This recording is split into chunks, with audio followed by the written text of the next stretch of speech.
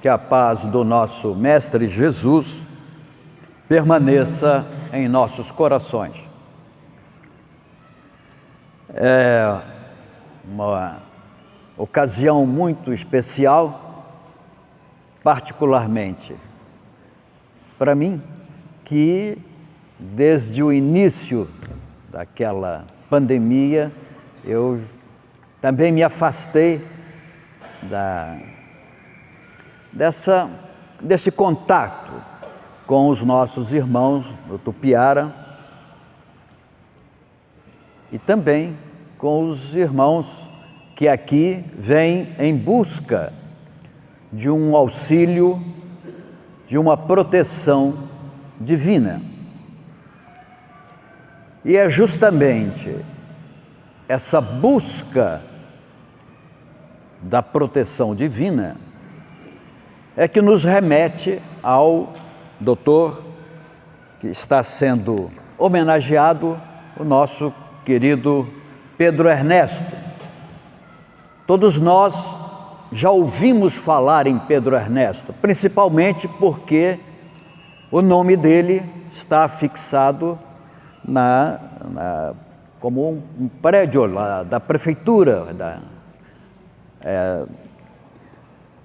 de lá é que estão reunidos os vereadores e é sempre o nome do nosso querido médico.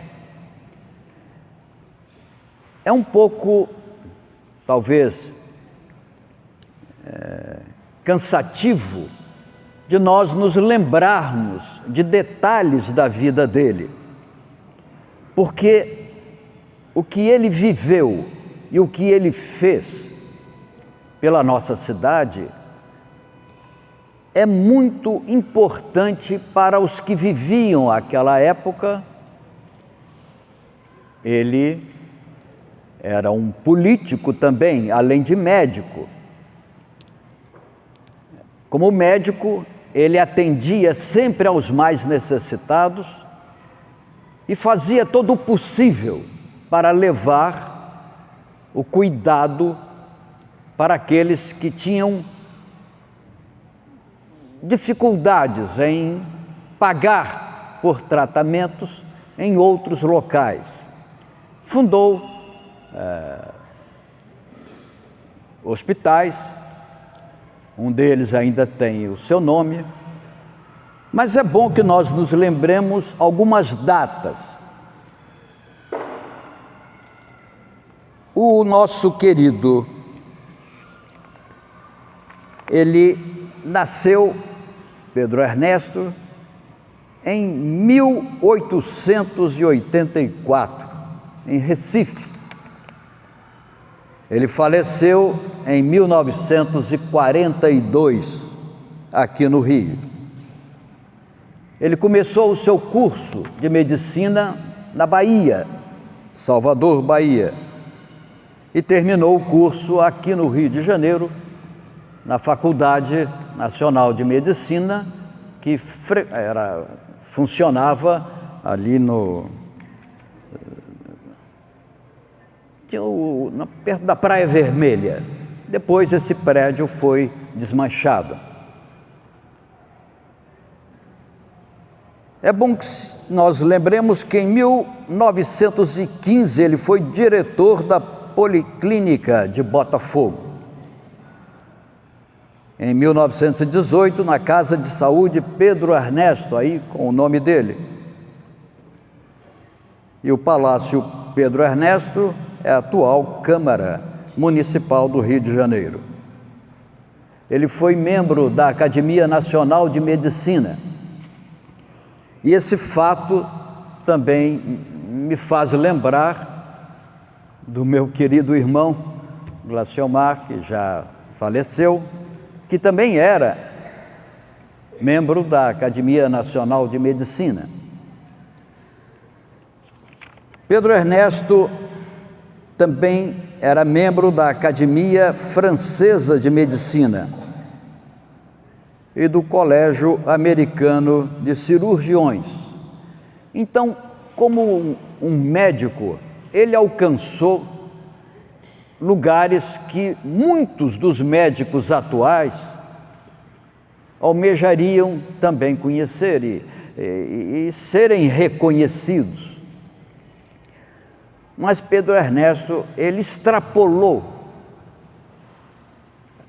na sua vida esses lugares que ocupou de destaque, porque ele olhava aqueles mais necessitados, os mais pobres. Alguns fazem algumas críticas do ponto de vista político, e aí é interessante que nós nos lembremos como um político pode se dedicar tanto aos mais necessitados, aos pobres, nos faz criar uma certa esperança num futuro para os mais necessitados. E quando nós falamos em necessitados, não é só do ponto de vista financeiro, mas também do ponto de vista de saúde. Nesse ponto é que a nossa doutrina tem uma importância fundamental. O nosso templo Tupiara é também bastante antigo. Foi fundado por José Hermann. Ele, em 1943, no dia 8 de dezembro, dia da consagração de Nossa Senhora da Conceição.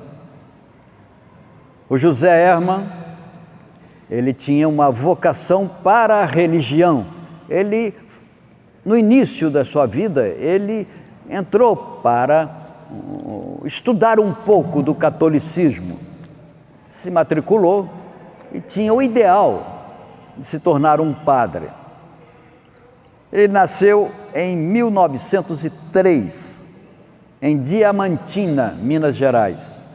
Aliás, Minas Gerais é um berço de pessoas que se tornaram bastante conhecidas no nosso Brasil. Ele faleceu em 1964.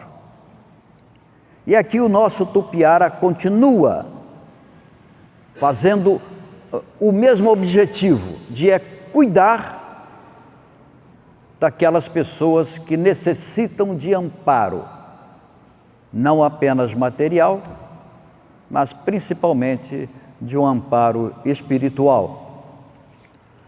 Aqui, quando nós frequentamos o Tupiara, nós lembramos dos principais mentores do Tupiara. O próprio Tupiara, Pai Manuel, Frei Rogério, Pai Cipriano, Tupinambá, a Cabocla Iracema, Dr. Pedro Ernesto, Napoleão Laureano, Paulo César de Andrade e tantos outros que nós podemos chamar, pedir a ajuda que certamente nós vamos ser atendidos. Essa necessidade que temos de ajuda espiritual para um grande número de pessoas é sempre presente quando nós não encontramos a solução, principalmente na parte física, na saúde, não encontramos solução para os nossos problemas. Muitos não conseguem encontrar a cura, a saúde, simplesmente sendo atendidos por médicos, ainda que sejam competentes, às vezes falta a capacidade de identificar a fonte do mal-estar, do tratamento que deveria ser dado. Quando nós nos lembramos que a grande maioria das pessoas que aqui vêm e que professam uma religião, ainda que não seja a religião espírita, mas que buscam o conforto, buscam a solução para os seus problemas, principalmente porque são induzidos a buscar ajuda num templo como esse, o Tupiara, porque já ouviram falar das curas que foram obtidas aqui, através de cirurgia espiritual ou através dos passes que nós recebemos aqui aos sábados ou outros dias, quando funciona o nosso querido Tupiara. E um grande número de pessoas que buscam esse templo vêm para experimentar e acham que pelo simples fato de aqui estarem, vão encontrar imediatamente a solução. É preciso que nós, para entendermos o que ocorre no Tupiara, é necessário que nós nos lembremos do nosso querido amigo Jesus. Porque todas as religiões cristãs se baseiam no que nos ensina Jesus. Então nós vamos abrir o Novo Testamento, principalmente, e vamos tirar dali uma certeza de que nós vamos obter aquilo que buscamos. Quando nós abrimos o Sermão da Montanha, que está ali no Evangelho de Mateus, que vai do capítulo 5 até o capítulo 8, nós vamos encontrar lá pelo capítulo 7, Jesus nos lembrando o seguinte: para todos os que sofrem, para todos os que precisam de ajuda, encontramos aquelas palavras lindas: pedi e dar-se-vos-á, buscai e achareis, batei e a porta se lhe abre. Pois qual é o pai que, tendo o filho pedido pão, vai lhe dar uma pedra? Ou tendo pedido um peixe, vai lhe dar uma serpente? Pois se vós que sois maus, sabeis dar boas dádivas aos vossos filhos, o que dirá vosso Pai que está nos céus? Então vejam só que frases, que palavras lindas. Quando nós tomamos conhecimento, nós passamos a pedir sempre, para que alcancemos a proteção divina. Todos nós, na grande maioria, sempre pedimos. Temos as preces que Jesus nos ensinou, o Pai Nosso, ensinou outras coisas tantas, que nós então insistimos em pedir: meu Jesus, acuda por mim. Que os santos das outras religiões podem trazer a cura para a minha necessidade. Muitos não estão apenas apegados na saúde. Quantos daqueles que elevam o seu pensamento, pedindo o suporte, a ajuda do plano espiritual, não estão pensando em atividades normais, como o trabalho, como a riqueza, como o conforto, como alcançar um posto mais elevado do que aquele que ele ocupa no momento, sempre um grande número de coisas materiais. Então, o pedido que, em geral, fazemos não é apenas para a nossa saúde, mas visamos sempre coisas que dizem respeito à vida normal aqui na nossa terra.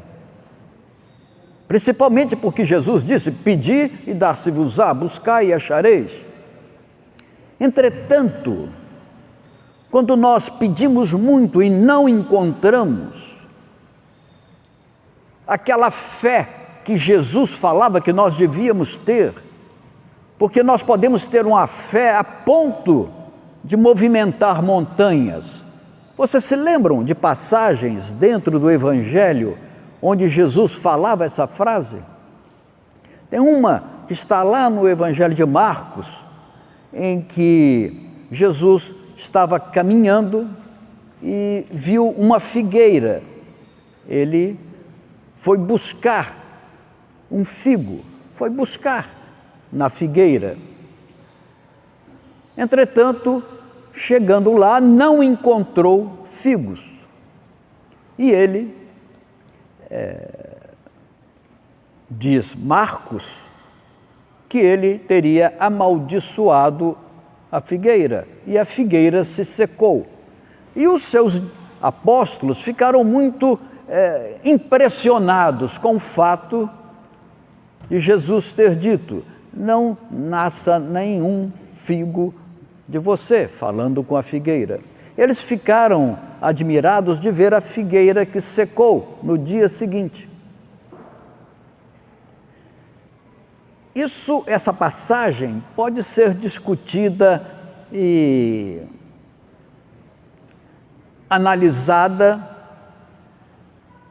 duvidando de que Lucas e Marcos tenham escrito essa passagem como sendo palavras de Jesus, porque ele complementou. Eles ficaram assim, os seus discípulos: mas, mestre, como é que isso aconteceu? E ele falou: se vocês tiverem fé, vocês podem até movimentar montanhas. Esses escritos e essas frases com relação à fé é que merecem um pouco mais de análise. Porque aquele que pede, mas não recebe, que busca, mas não encontra, na maioria das vezes perde a fé, principalmente aqueles que não têm o conhecimento que a doutrina espírita nos fornece.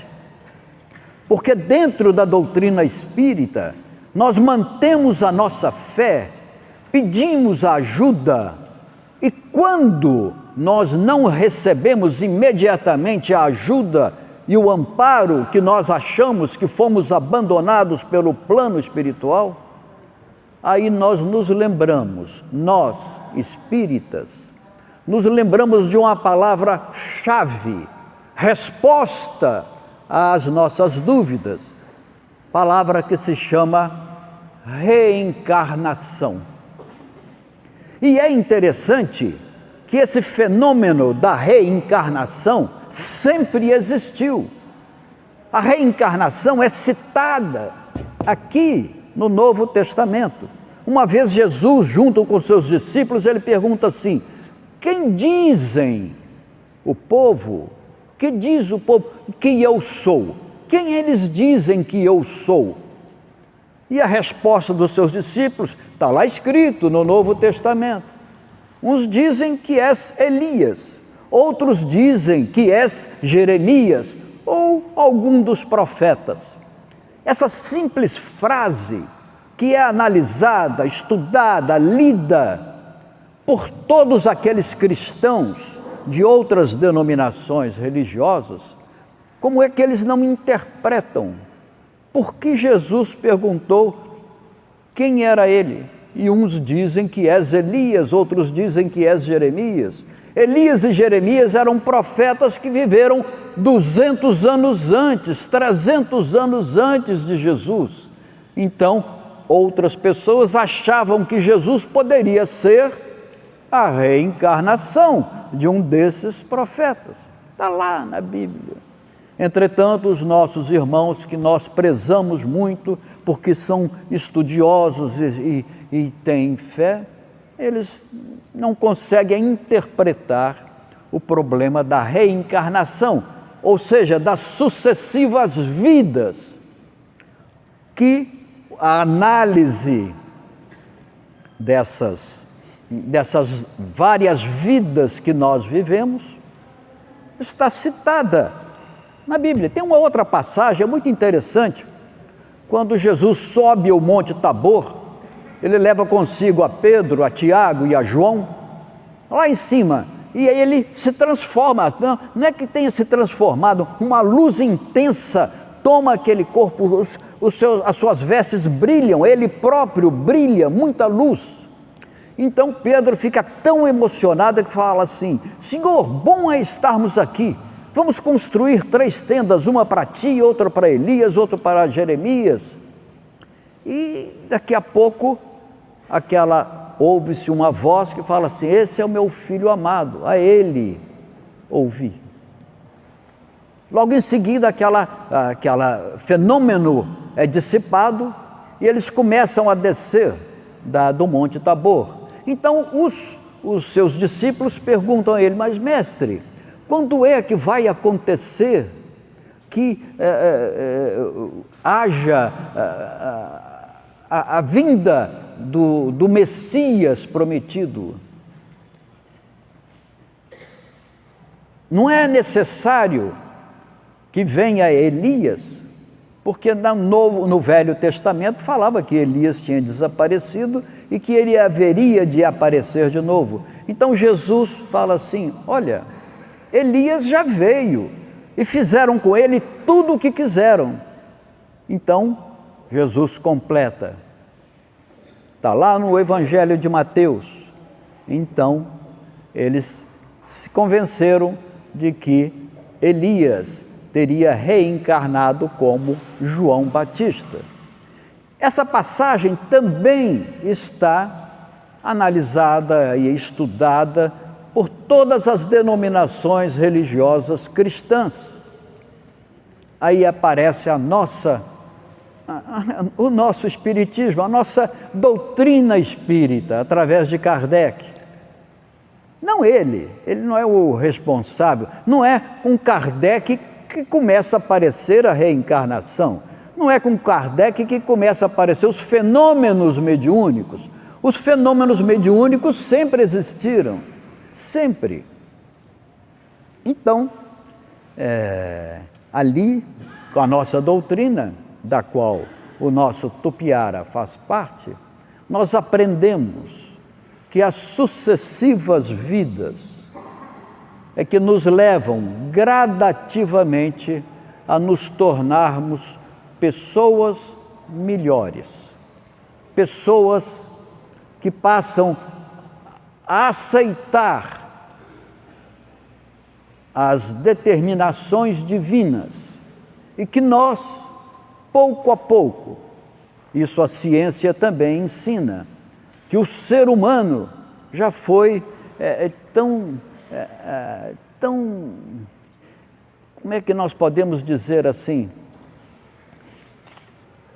tão no início das vidas sobre a Terra, como se fôssemos animais, seríamos parentes de animais e fomos crescendo, melhorando, a nossa inteligência foi crescendo, nós cometíamos erros e voltávamos para corrigir. É isso que a doutrina nos ensina. Nós estamos aqui, nessa vida, para melhorar o nosso íntimo, o nosso modo de ser, nos tornarmos pessoas melhores, mais passíveis, mais amigas, e nunca guardar uma inimizade de alguém. Jesus nos falava sobre isso. do perdão. Se alguém quiser demandar contigo e te obrigar a andar 1 milha, vá com ele 2. Vejam que frase linda, está no Evangelho também. Ou seja, Jesus nos aconselha a perdoar aqueles que nos ofendem. Isso é uma transformação tão grande que temos que ter dentro de nós, que nós temos que então compreender que temos um tipo de vida que só se preocupa, a grande maioria, só se preocupa com as coisas materiais. E esquecemos que muitas das vezes nós nos sentimos ofendidos por alguém, nos sentimos revoltados com alguém, nos sentimos ambiciosos, vaidosos, sempre buscando algo melhor para a nossa vida, esquecendo daqueles outros que vivem e que necessitam também do amparo de todos nós. A doutrina espírita nos explica que muitos do nosso sofrimento, das nossas doenças físicas, muitas delas são consequência do que nós pedimos enquanto estávamos no plano espiritual, programando a nossa encarnação. Isso no Livro dos Espíritos se explica muito bem. Nós querendo recuperar, ter uma nova oportunidade de passar por dificuldades para que possamos agir, então, nessa segunda tentativa, um melhor comportamento nas nossas ações. E às vezes nós pedimos que queremos vir com deficiências num braço, no corpo, na cabeça, coisas que as outras religiões não explicam. Nós entendemos, então, que muitas das dificuldades pelas quais passamos não podem ser resolvidas por um simples pedir e dar-se-vos-á, buscai e achareis. Muito das coisas que nós pedimos, às vezes aqui numa reunião como essa, foram também coisas que pedimos enquanto estávamos no plano espiritual e que pedimos para passar por aquela experiência desagradável, para que nós possamos relembrar o que de mal fizemos e como devemos então ter um comportamento mais ligado ao perdão, à bondade, à amizade, à verdadeira vida que nós buscamos. Então, aqui no nosso Tupiara, que temos tido curas tão grandes, que nos levam a querer de novo nos tornar bons trabalhadores.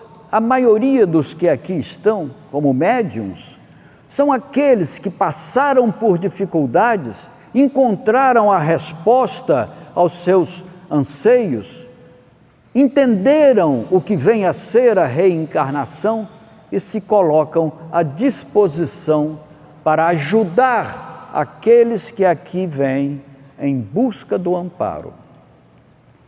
É necessário que nós tenhamos a certeza que se nós não conseguirmos alcançar aquilo que buscamos, não é porque é deficiente o atendimento do nosso templo Tupiara. Eu falo isso para aqueles de outras denominações religiosas e que vêm buscar o amparo, o auxílio aqui no nosso templo, julgando que pelo simples pedir que nós receberemos. Muitos das outras denominações realmente tornam-se materialistas, realmente esquecem da religião e falam: Deus não está me escutando. Não é essa a resposta para o fato de nós não termos alcançado a cura completa que pedimos.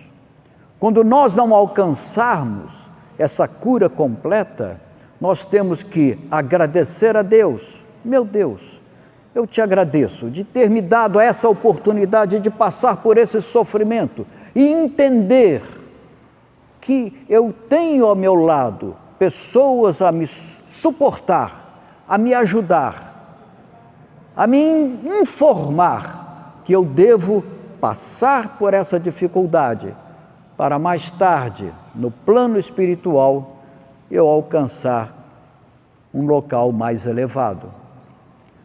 Todos aqueles que quiserem ter a certeza de que é possível alcançar ajuda, mas também que devem se suportar as necessidades que estão vivenciando, devem ler a série do nosso André Luiz.